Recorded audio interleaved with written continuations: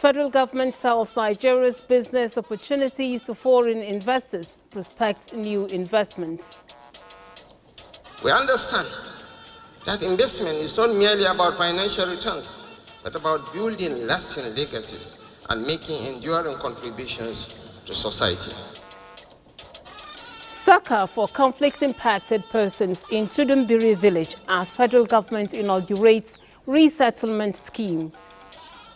To those who have been displaced by conflict, I say this: we see you, we hear you, and we stand with you. And from Port Harcourt, we have an update on Rivers State House of Assembly ruckus after appeal court judgments. Good evening and welcome to the network news on NTA, the largest TV network in Africa. I am Lami Ali. With me in the studio tonight is Benny Adams, who is standing by for business news. Remember, you can watch this news broadcast live on nta.ng/live and also on other social media handles displayed on your screen.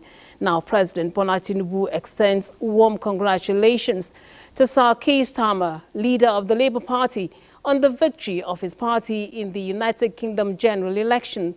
As a former leader of the opposition in Nigeria, President Tinubu especially notes the determination and courage of the incoming Prime Minister of the United Kingdom, which he demonstrates throughout his years in the opposition. The President states that the party's ability to reform, mobilize and position itself for victory after 14 years clearly affirms the leadership qualities of Sir Starmer. He also congratulates the citizens and governments of the United Kingdom, describing the kingdom as a model of democracy and Nigeria's long-standing partner. President Tinubu looks forward to deepening relations between the two countries. Now, healing a nation through resilience is a fulfillment of a solemn promise, and the federal government is on course. Vice President Kashim Shettima stated this during the groundbreaking ceremony of resettlement scheme for persons impacted by conflicts in Chudumbiri village, Igabi local government area of Kaduna State. State House correspondent Abdurrahman Jibrila brings us the details. This is Chudumbiri, a community targeted by an unfortunate tragedy of the misfire on the 3rd of December 2023. Well done. An accident transforming into a blessing, with government and private individuals coming to their aid by providing basic amenities lacking before the incident. This is a commitment on the part of the government which we are very proud of. Let us remember that every brick laid, every path paved is a symbol of our shared commitment to a future where peace, prosperity, and unity reign supreme. Since after the incident, the state government has disbursed 270 million naira to the community, receiving public and private organizations' contributions, and the federal government is making a robust plan on the resettlement projects. We are constructing a 6-kilometer asphaltic road to Chudumbiri village. This road, when completed, will open Chudumbiri village, link it to other communities, boost agriculture in the area, and ease movement of persons and goods. Similarly, a skill acquisition center is under construction, and we are building a clinic to cater for medical needs of the people. To those who have been displaced by conflict, I say this: we see you, we hear you, and we stand with you. In just about a year in office, His Excellency Governor Obasani has been an inspiration for unity in this beautiful state. His inclusive approach is worthy of commendation and emulation by other states and communities. The resettlement scheme for persons impacted by conflict is a timely intervention, not only to construct homes, roads, schools, and essential facilities for victims of conflict, but also to offer them a dignified environment for livelihoods. From Chudumbiri in Kaduna, Abdurrahman Jibrila, NTA News. Vice President Kashim Shettima says Nigeria's business environment has what it takes for return on investments and calls on existing investors to upscale while prospecting for new investments. This was at the inaugural meeting of existing foreign direct investors in Abuja. Benny Adams has the details. For every partnership, there are always issues that need resolving. And for the Vice President, once there is a will, there is a way. In the event you are unable to get a pathway, you can approach me directly. I'm here for you. And with no strings attached to, because the interest of the nation supersedes whatever individual interest we might have. This close access also means that there is room for dissolution of all bottlenecks hindering the growth of businesses in the country, as the Vice President and his team commit to ensuring that issues impacting foreign direct investments are resolved for a collective economic growth. We understand that investment is not merely about financial returns, but about building lasting legacies and making enduring contributions to society. Your investments have the power to uplift communities, create sustainable livelihoods, and drive inclusive growth. Executives of the Nigerian Investment Promotion Commission, the Central Bank of Nigeria, and other regulators also commit to improving the ease of doing business environment. The oil sector, the oil and gas sector has become more competitive, and as a result, the likes of Total Energies have come in, as well as other international firms have come in for investment. And to also encourage you to scale up all the investments in Nigeria. The Naira exchange rate has shown some recent improvement. While there has been a period of heightened volatility around the end of May, the volatility has reduced, reflecting relative stability, signifying a convergence of the rates. Figures from the National Bureau of Statistics show that in the first quarter of 2024, foreign direct investments recorded $119.18 million, which is 3.53% of total capital importation in the period under review, which was $3.3 million. In Abuja, Benny Adams, NTA News. And experts from various sectors of societal life have implored Nigerians to be more patient with the administration of President Bola Tinubu as the renewed hope agenda is on course to make Nigeria greater. This was the key message at a public lecture which focused on the first year of the president in office. Ayodeji Makinde reports. It was a gathering of experts from different fields of human endeavor to deliberate on the theme, Nigeria Yesterday, Today and a Prosperous Future. The public lecture by Professor Emeka Umera in solidarity and honor of President Tinubu administration's activities and impacts focused on priority areas towards a greater Nigeria. There are a lot of things that have to be done. All of this will require courage. The good news, President Bola Ahmed Tinubu has excessive dosage of courage. And I believe he will reverse half of that, and Nigeria will be on the march again. This president is making decisions that may not be popular this time, but he knows that those decisions are what Nigeria needs. We've done well, we've stumbled, but we can do better. And this is a moment for us to actually do better. If we take appropriate action today, tackling security, what will be tomorrow? Tomorrow, Nigerians can be happy. They call on Nigerians to renew their hope and patriotism as they postulate gradual but steady impacts of policies on the citizenry. This public policy advocacy and research think tank aims at also aiding policymakers in decision-making and impactful leadership. In Abuja, Ayodeji Makinde, NTA News. Benny Adams will take it from here to bring you more stories from the world of business. Hello, Benny. It's over to you. Thank you, Lami, and welcome to Business. A survey by a popular fintech company in Nigeria reveals that 51% of unemployed Nigerians run businesses to survive, while only 1.3% of the informal businesses make more than 2.5 million naira monthly profit. This was at the unveiling of the Informal Economy Report 2024 by the Minister of Industry, Trade and Investment, Dr. Doris Anite. The report shows street vendors, artisans, and other service providers appearing prosperous based on revenue figures and contributes more than half of the country's GDP, hence the need for more support.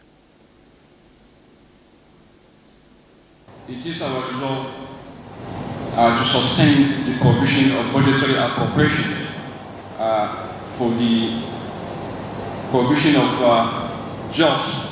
It shows why Nigeria is still fairly stable. We need to show a lot more respect to these small businesses that are carrying this country.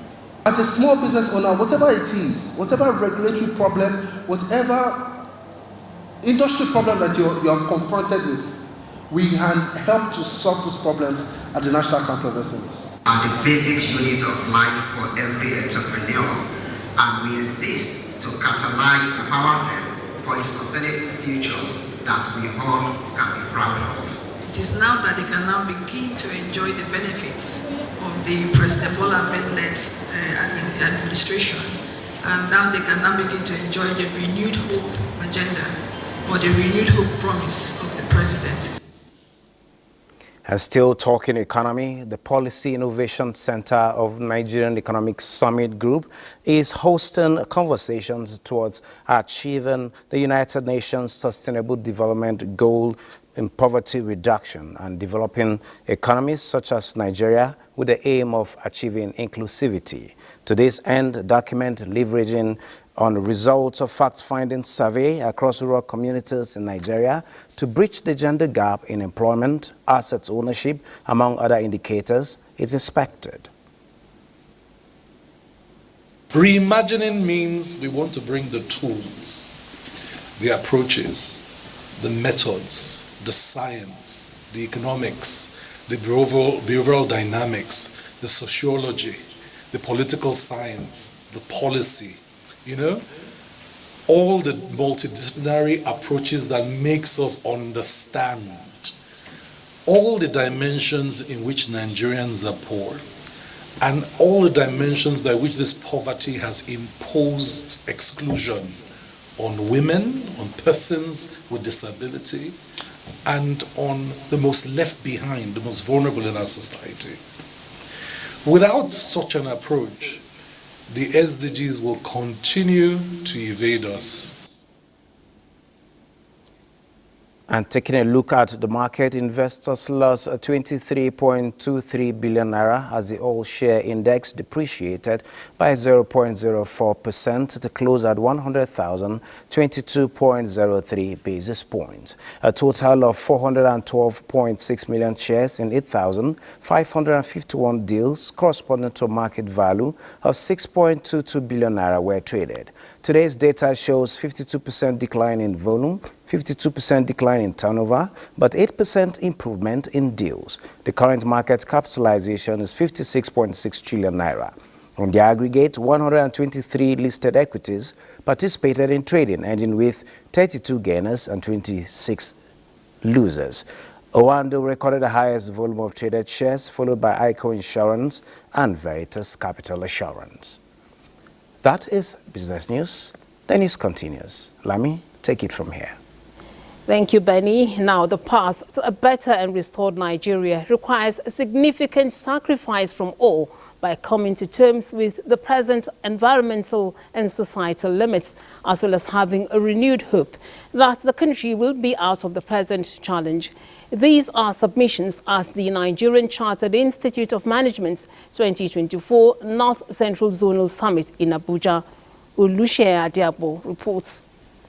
There are some global uncertainties ranging from geopolitical conflicts to climate change, with Nigeria grappling with some. Using human capital to address these challenges, especially in Nigeria, but at this summit, as the North Central Zone of the Nigerian Institute of Management intends to offer a bailout through its theme, building resilience and adaptability in the poly-crisis environments, the roles of professional managers. to members is that they have to be resilient, they have to be committed to the cause of this nation, they have to believe that there's always a way out of every situation. To bring to our knowledge as professional managers the role is expected of a professional manager. When there are crises, how do we manage them? What are the process and procedures that we need to also gather in ensuring that we go out of this polycrisis environment without much stress? One of the lead presenters is unambiguous in calling for financial discipline among the young population.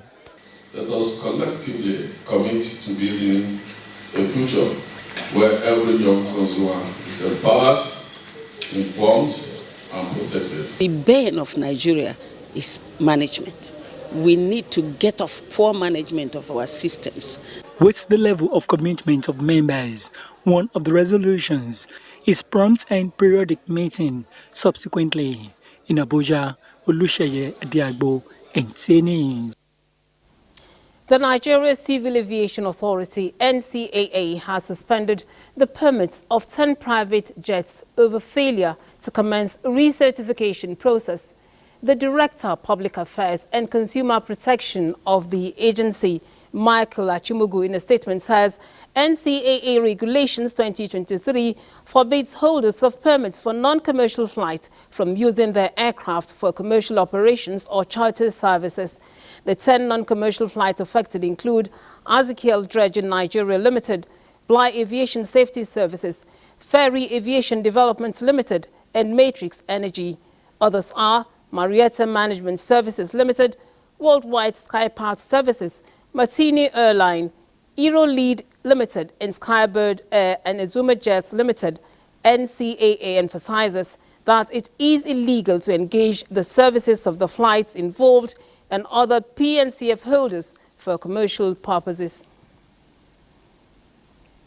We go to the National Assembly now, where the House of Representatives Committee on Petroleum Resources Upstream issued a warning to international oil companies involved in the divestment of assets in the Niger Delta region without complying to guidelines of decommissioning and abandonment as enshrined in the Petroleum Industry Act, PIA. This was central as the committee played host to the delegation of Stakeholders Democracy Network. National Assembly correspondent Joshua Ogunjide has more. The session, which serves as follow-up to correspondences, is aimed at improving divestment procedures and host communities' development trust processes in the oil and gas sector. Compliance by international oil companies is seen as crucial to mitigating the environmental impact. The insights we gain today will help us in crafting robust legislative measures that promote responsible divestment practices, ensuring that the interests of host communities are protected and that the environment is preserved. So we have developed a set of principles for transparent and responsible oil industry divestment. We have looked at this and we have provided the blueprint. The meeting believes putting in place legal framework on divestment will enhance scrutiny as well as financial and technical capacity of the potential buyers of the assets to prevent current challenges in the process. With the Host Community Development Trust, it moves companies from non-mandatory social spending to mandatory contributions to host communities. With the PIA as a law, companies are mandated to make annual contributions to host communities. From the National Assembly, Joshua Ogunjide, NTA News. Stay with the network news as we take a set of messages. Do stay tuned. You're welcome back. The federal government is to leverage its policy on education for the desired paradigm shifts in the sector. Minister of State for Education, Dr. Yusuf Tanko Sununu, disclosed this as the groundbreaking ceremony for the permanent offices of the National Examinations Council, NECO, for the 6 geopolitical zones held in Lafia. Bilkisu Umar Gurku reports that one state each is selected from the zones. The DOT policy, which got the approval of President Bola Ahmed Tinubu in April this year, is an all-encompassing education development framework with an acronym for Data Repository, Out-of-School Children Education, Teachers Training Development and Skills Acquisition. It will involve tracking of educational performance both in private and public schools from kindergarten to tertiary level. The minister appreciates the contribution of all stakeholders towards realizing the project. In the spirit of renewed hope, our administration recognizes that education is a cornerstone of national development. In fact, quoting Mr. President right, the bedrock for development in any country is a nation. The Registrar, National Examinations Council, NECO, Professor Anthony Ibrahim Wushishi, notes that the project is not only a demonstration of NECO's commitment to become a leader in the administration of examinations, but a catalyst for education transformation in Nigeria. This project is a direct outcome of the federal government's commitment to infrastructural development within the education sector and is therefore part of the 7 capital projects captured for NECO in this year's budget. The states are Nasarawa, Abia, Sokoto, Jigawa, Rivers, Taraba, and Lagos. The representative of Governor Abdullahi Sule of Nasarawa State lauded the initiative for choosing the state for the flag of an express commitment to a more robust relationship with the federal government for a sustainable quality education. In his goodwill message, the representative of the Emir of Lafia, Sangarin Shabu, Mahmoud Umar Wala, is full of appreciation and rolls out the drums. In Lafia, Bilkisu Umar Buku, NTA News. President Bola Tinubu will on Saturday, the 6th of July 2024, present Excellence Award to deserving Nigerians. A statement by the Permanent Secretary, General Services Office of the Secretary to the Government of the Federation, Nnamdi Morris Mberi, invites the head of the Civil Service of the Federation, all permanent secretaries, heads of departments and agencies, directors and other stakeholders to the award ceremony at the State House Conference Center, Abuja, by 5 p.m. All guests are expected to be at the office of the SGF by 4:30 in the evening, from where they will be conveyed to and from the venue. You're watching the Network News. More stories after the break. Do stay tuned.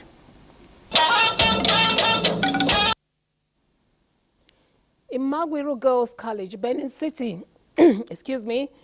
is the winner of the 2024 edition of Seplat Energy Pearls Quiz Competition for secondary schools in Edo and Delta states.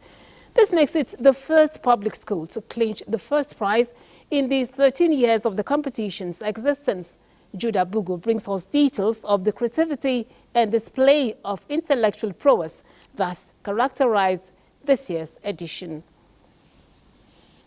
The future Nigeria scientists, innovators, inventors, and creative thinkers could best describe this year's Seplat Pearls Quiz Competition. Out of the over 600 participating schools, 2 each from Edo and Delta made it to the final stage.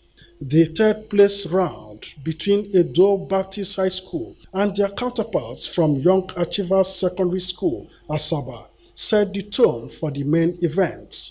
Imagwiro Girls College and Marble Hill Secondary School, Asaba, took the stage in an intense test of knowledge across 5 subjects: English, economics, mathematics, biology, physics, and chemistry, before the champions emerged. Having 65 points, the champion of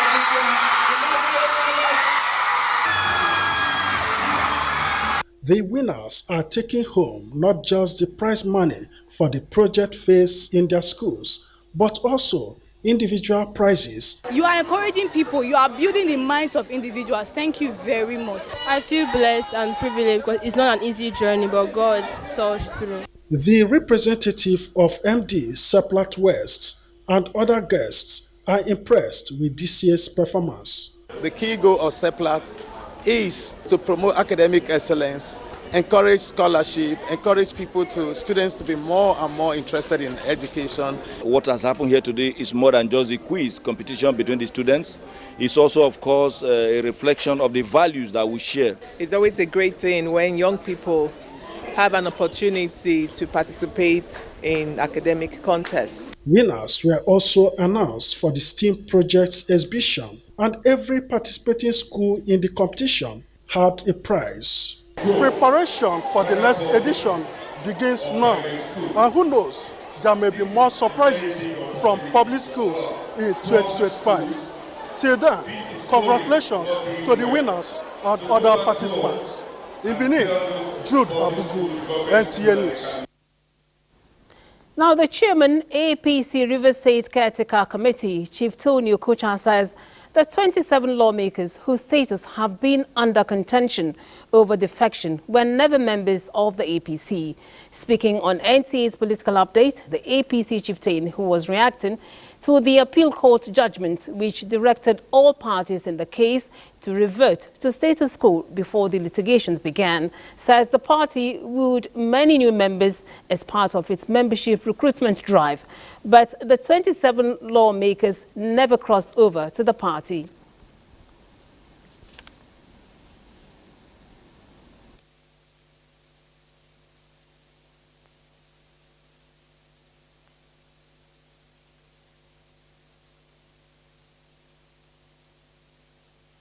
We're newly enthroned or appointed, and we felt that first thing we should do Thanksgiving, thank God for the appointment, and use the opportunity to introduce ourselves to our teaming party members. Of course, before then, I can tell you that the APC was almost like a social club in River State, it was not a political party. So we needed to get them so that we rejig the party. And we extended invites to anybody that we felt would be useful, for the program. And assembly members were invited. We were still poaching them. They were almost like lost interest in what the PDP was doing. We were poaching them. Okay? And for anybody to say that they have entered or they didn't enter the defect to PDP or APC, the person should be able to show, if you're a member of an organization, two things are clear. One is that your name is on the register of that organization. The other one is that if the organization has membership card or identity card, you pay there. But it is still true that the assembly members are still in their wards as members of PDP. You will not find any of them in our membership list as member of APC. Meanwhile, residents of River State received the appeal court judgments on the 27 House of Assembly members with mixed reactions. Stakeholders share their opinion on the next possible course of action. Robinson Diretaide reports. The political maneuvering in River State took a new turn with the pronouncements of the Federal Court of Appeal overturning the judgment of the River State High Court on grounds of lack of jurisdiction. River State High Court on May 10 had issued an ex parte order stopping Martin Ameule and 24 other assembly members from carrying out legislative duties, giving legitimacy to Victor Jumbo three-man assembly. The Court of Appeal had consolidated all and had given judgment in favor of Martin Ameule and his 26 others. So, shouldn't they now commence sitting? No, commence sitting and make good laws for Rivers people. River State government says it is standing by the statement of the spokesman of G20 opposition lawmakers, Ikenga Ugochinyere, to the effect that Ameule and others remain sacked because the court was silent on their vacant seats, even as state representatives plan to approach the Supreme Court. We have instructed our lawyers and they have filed an appeal to the Supreme Court of Nigeria, challenging the judgment of the Court of Appeal delivered on the 4th day of July 2024. In the meantime, River State is peaceful and residents hope for amicable settlement on the issues. In Port Harcourt, Robinson Diretaide, NTA News. We now join political correspondent Robinson Diretaide in Port Harcourt for for more details on the Rivers State House of Assembly saga and the state of events as we speak. Thank you for joining us, Robinson. Thank you. Rivers State, let me start on this note that the state is very calm and there is no tension whatsoever arising from the judgment of the appeal court. People are going about their normal businesses. The judgment actually was received with mixed reaction by the two warring factions, that is the 27 assembly members loyal to the FCT Minister Yoson Wike and the other 3 members that are loyal to the state governor. Both parties are actually interpreting the judgment based on their interests. For instance, those that are loyal to the FCT minister are claiming that with the status quo that the judgment said means that the 27 lawmakers needs to resume duty immediately and start carrying out legislative duties, while the other faction is saying that they will approach the Supreme Court to get to the end of the matter. But whichever way it goes, what the people are yearning for is for these two factions to actually come together and settle this matter. But the good thing is that both factions have been talking to their followers to maintain peace and not to allow the issue to escalate. You will remember that in the height of this whole tension, the president also came up with a peace pact signed by both parties before they both alleged of not respecting the resolutions, and it got to this level it is now. But since they are both preaching peace to their followers, we believe that it will not escalate to any crisis. Robinson, you heard that the chairman of the APC in Rivers State there said the 27 lawmakers were never members of the APC. Now, from your observation, we also understand that the faction is talking about proceeding to the Supreme Court. As a reporter there in Rivers State, give us your own perspective on all these issues. Well, the issue of whether the 27 lawmakers decamped from the PDP to APC is a contentious issue. This is because it was made in a public, it was made in the House where the 27 lawmakers actually announced they are decamping. They decamped officially. But what they are saying now is that they were not registered members of the APC, or they have not been accepted into the APC. So I think that will be interpreted by the court. But basically what Rivers people are concerned about now is to ensure that this whole thing does not further affect governance in the state, because whether we like it or not, it is affecting governance and also affecting the peace of the people, because immediately the appeal court judgments was announced, people were a bit worried to know what step these political gladiators will take. But thank God that it didn't lead to any problem. But basically, for now, it is believed that the Supreme Court will better interpret the next step they will take. Thank you very much, Robinson, for the updates. Now, the Sultan of Sokoto and President General Supreme Council for Islamic Affairs, Muhammad Saad Abubakar, has declared Sunday, 7th of July, as the first day of Muharram, the first month in the new Islamic year 1446 after Hijrah. A statement signed by the Chairman Advisory Committee on Religious Affairs, Sultanate Council, Sokoto, Professor Sambo Wali Junaid, says the national and the various moon sighting committees across the country did not receive any reports on the sighting of the new moon of Muharram on Friday, 5th July 2024, which is the 29th of Dhul-Hijjah 1445 after Hijrah. Saturday, 6th of July is the 30th of Dhul-Hijjah. Sultan Muhammad Saad Abubakar therefore felicitates with Nigerian Muslims on the new year and urged them to continue to pray for peace, progress and developments of the country. With the upcoming Kolmani Integrated Development Project, Bauchi and Gombe states are set to become the first two states in northern Nigeria to join the oil-producing states in the country. Bauchi State has started benefiting from one of the petroleum companies in Nigeria. Muaz Hassan reports that Shell Petroleum Development Company donated a befitting Information and Communication Technology Center to Saadu Zunguru University in Bauchi State. Here is the report. This is the official inauguration of a multi-million naira ultra-modern information communication center constructed by Shell Petroleum Development Company at Saadu Zunguru University, Bauchi main campus, Gadau. The construction of the edifice is part of the corporate social responsibility of the company to support the development of human capital and talent that will inspire to be the future of the industry.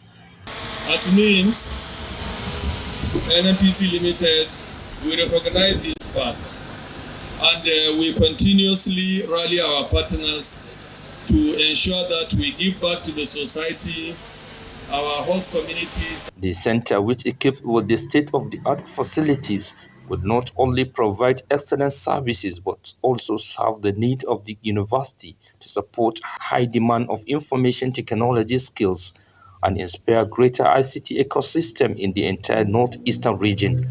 As a university, it is our responsibility to prepare our students for the ever-changing job market by equipping them with the necessary knowledge and skills. This ICT center will serve as a hub for innovation and a platform for our students to develop their technological skills. The university community will take the facility and ensure that excellent services are provided for the benefit of the future and present generation. In Bauchi, Muaz Hassan, NTA News.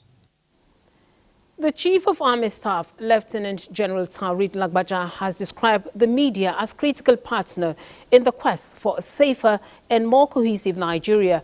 This was during a parley with chief executives of selected media establishments in the country as part of activities marking the Nigerian Army Day celebrations 2024.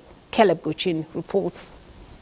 The chat began with the lead panelist and Director General of the Voice of Nigeria, Jibrin Baba Dache, congratulating the Chief of Army Staff for clocking 1 year in office and commending the Army for the feat recorded so far. The concerns raised by the media executives centered majorly on the role of the Army in combating crime and criminality in the country. The media chiefs sought answers to the recent suicide attacks at Goza, where lives were lost, purchase of surveillance helicopters, and personnel's involvement in civil matters. IDPs have returned to Bita.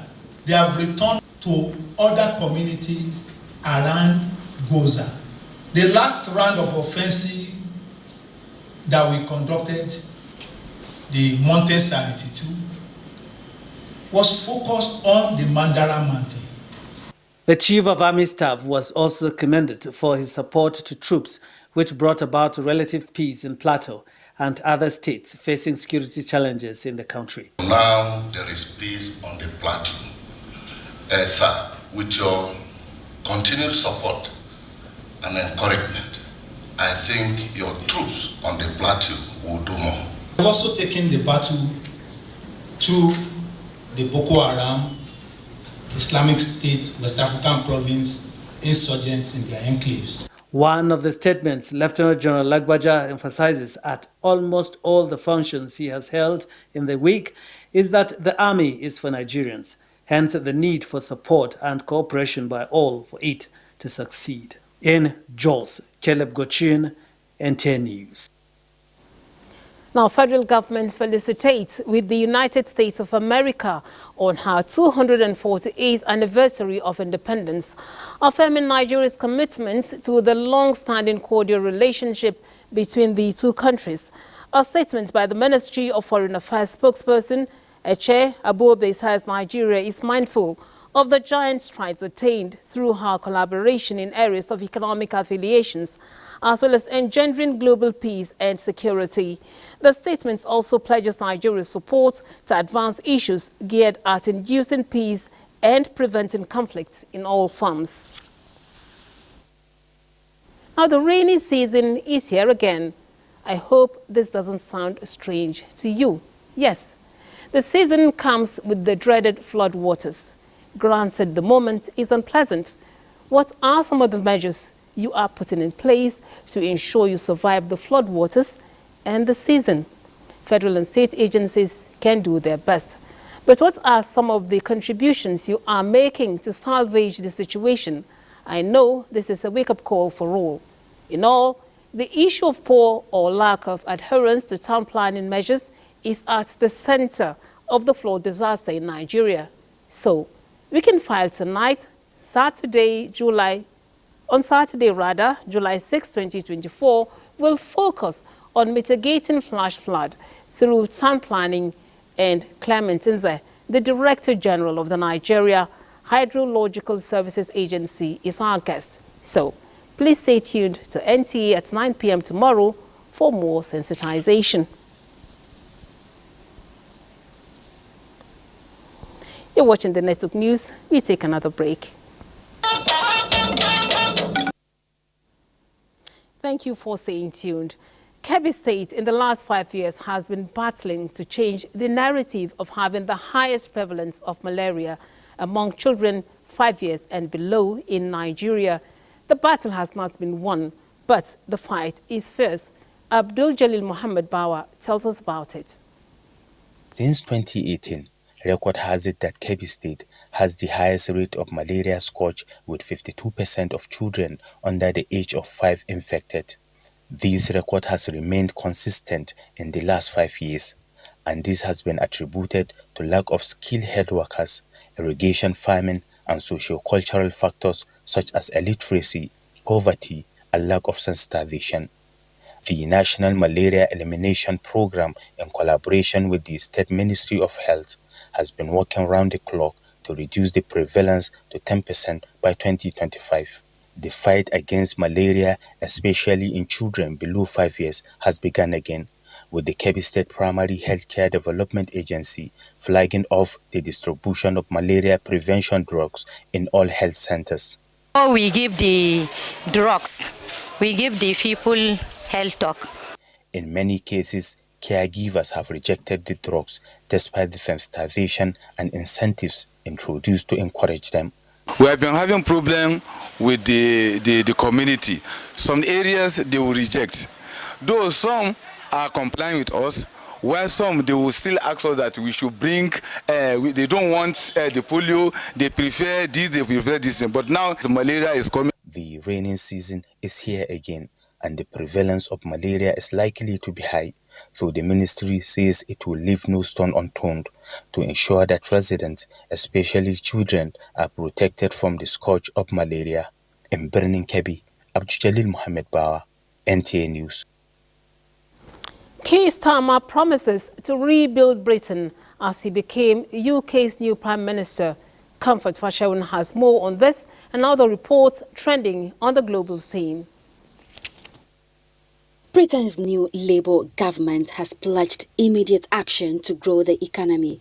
This came after the party clinched a landslide election victory to oust the Conservative 14 years rule. Keir Starmer, the 61-year-old leader of the Labour Party, has since taken over as the third Prime Minister in 2 years after King Charles III ascended the throne. After the meeting at Buckingham Palace, the new Prime Minister appointed some members of his cabinet, with Rachel Reeves becoming the first UK female Chancellor, Yvette Cooper as Home Secretary and David Lami as Foreign Secretary. And elsewhere in Iran, polls open in Tehran, with voters trooping out to cast their ballots in second round of the country's presidential election. Regardless of the results, Iran's next president will be in charge of applying state policies as outlined by the supreme leader who wields ultimate authority in the country. Still on election, the office of President Kais Saied has announced October 6 for Tunisia's presidential election. An electoral timetable has been announced by the country's independent high electoral body, as well as the conditions for candidacy in a presidential election. Comfort, Fashion, NTA News. Sports update is next with Olumide Egunsola. And that's the network news. We appreciate your being a part of it. I'm Lami Ali. Do have a good weekend.